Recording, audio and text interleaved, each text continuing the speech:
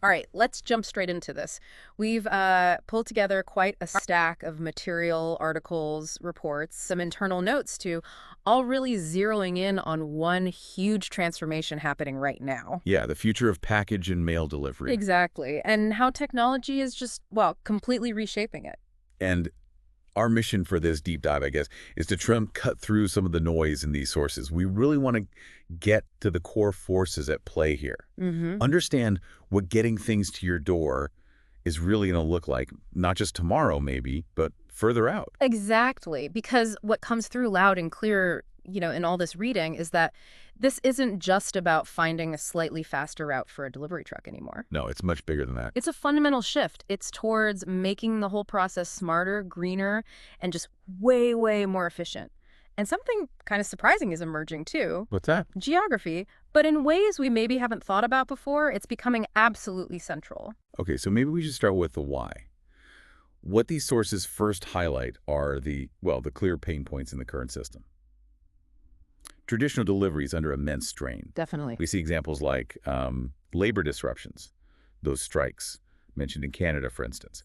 They cause serious bottlenecks, serious delays. And those delays aren't just inconvenient, right? I mean, the sources point out that for time-sensitive parcels, maybe medicine or certain business documents, Right. a delay means the item basically loses its value entirely. That's a huge cost. Absolutely.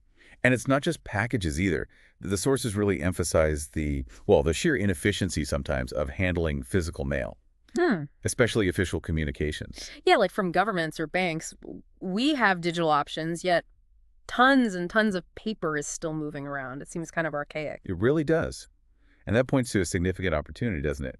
Why are we still relying on physical letters for so much official business when, secure digital alternatives exist? Mm. These sources bring up Norway as a prime example here.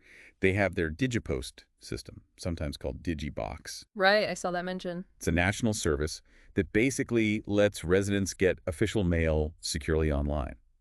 And the key thing is, this wasn't just some tech project. Oh. No, it was a deliberate strategy to drastically cut the costs and, importantly, the environmental impact tied to all that physical mail distribution. So it shows how understanding location, maybe even digital location, can help reduce the need for physical delivery sometimes. Exactly. Cut down the volume right at the source. Okay, so that's the starting point, the sort of problem space. But where are things heading? What's the vision? Well, the vision that emerges from all this material is a deeply intelligent logistics network, much more connected. Right. A future where technology and specifically location intelligence isn't just optimizing a route on a map. No, it's doing more. It's actually influencing whether a physical delivery is even the best or, the necessary option in the first place. And this isn't science fiction anymore, is it? The sources get quite specific about the technologies making this happen. They do. We're looking at AI systems, for instance. These are capable of analyzing location data to predict, say, demand spikes in specific neighborhoods. Okay. Or they can identify clusters of potential deliveries, allowing systems to group them far more efficiently than, frankly, a human could manage easily. And then there's the actual hardware, the things designed to completely bypass the usual road network problems like traffic jams. Autonomous vehicles. We've got drones taking to the sky or ground robots navigating sidewalks. They're built to move independently. What's fascinating there, too, is the increasing reliance on digital twins. Ah, yes. Tell us about those. Well, these are basically sophisticated 3D digital replicas of cities or maybe specific delivery areas. Okay. And they let logistics planners simulate routes in a virtual world. They can test how a drone might navigate around buildings or how a robot handles a busy intersection. Or even how, say, changing weather might impact travel time. Exactly. All before a physical vehicle even moves an inch. It's geospatial planning, but in a simulated reality. That's pretty advanced stuff. It sounds, yeah. But what these sources make really clear is that this isn't some, distant dream anymore. Companies are putting massive resources, serious money into making this happen today. Absolutely. I mean, look at Amazon Prime Air. The sources detail their significant investment in drone delivery. They're testing right now in places like the US and the UK. And their goals are pretty specific, aren't they? Yeah, lightweight packages, usually under 5 pounds or so, delivered ultra fast. We're talking under an hour, sometimes even aiming for 30 minutes. Wow. And achieving that, well, it requires an intense reliance on location tech, doesn't it? Totally. We saw notes about them using terrain-aware navigation so the drone actually understands the landscape beneath it, Right. geofencing to make sure they stay within approved operational zones, and those high-resolution 3D maps we just talked about Hmm. to navigate safely around obstacles like buildings or towers. And it's not just drones for them either, is it? The sources also mentioned they're scaling up their traditional air network too, adding, what was it, 10 Airbus A330s? Yeah, globally. Yeah. And they're even leveraging this whole logistics power for things like relief efforts, shipping supplies after disasters, Mm, which is a different kind of critical delivery. that's a good point. And it's also notable they're getting regulatory wins, Yeah. like recent FAA approval for their drones to fly farther. That's a big step. It is. Then you got Zipline. They have a remarkable origin story, really shows the impact this tech can have. They started with medical supplies, right? Exactly. They pioneered drone delivery for critical things. Blood, vaccines in pretty challenging geographies in Africa. Started in Rwanda and Ghana. And now they've expanded that model. Yeah, bringing it to the U.S. In areas like North Carolina, they're delivering prescriptions, even some e-commerce items. And their success hinges on incredibly precise geolocation tech. They need to drop those packages exactly where they need to be safely. You might even see these next ones reeling along the sidewalks near you soon. Starship technology. Ah, the little ground robots. Yeah.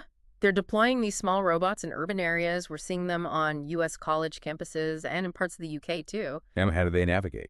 They use real-time mapping and location analytics. They have to understand their immediate environment, sidewalks, crosswalks, people, pets, Right. to get packages those last few feet right to the doorstep. And let's not forget the middle mile. It's not always about the final delivery to the customer. Good point. Gothic is highlighted for that.